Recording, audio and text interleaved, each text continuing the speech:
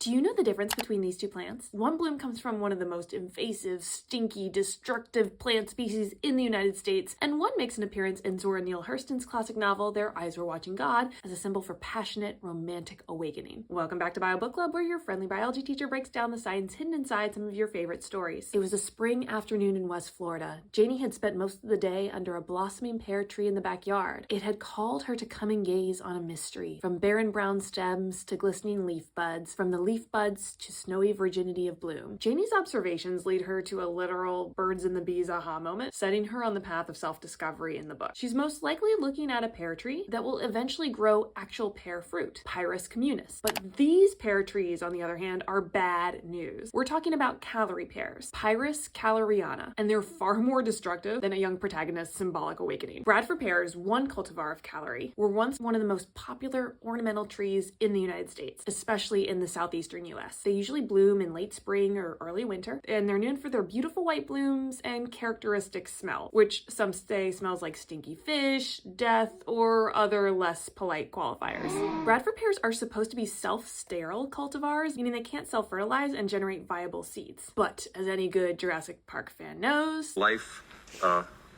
finds a way. If they're cross-pollinated with other cultivars of Callery pears, and then their seeds are eaten and distributed by birds, they can spread quickly, growing in fields, along roadsides, invading local ecosystems, out-competing and out-shading native plant species, which then decreases food resources and decreases the overall biodiversity of life for native organisms in the ecosystem. It's likely that the pear in Zora Neale Hurston's novel was not a Bradford pear or other version of Callery pear. At the time of the novel's publication in 1937, Callery really only existed in the United States in arboretums and research facilities. It wasn't commercially released until 1961, which is about when it began its quick rise to popularity in subdivisions and residential areas. Pyrus communis, on the other hand, the kind that's edible to humans, was brought by early colonizers to North America, so based on the timing alone, this is more likely the species that's being described. In the past decades, word's gotten out about how bad Bradford pear and other Callery cultivars actually can be, and several states have banned them or have programs to incentivize their removal from private property. It's hard to tell which species is actually shown in the movie scene that's based on the book, but that might look like a Callery pear to me. What do you think?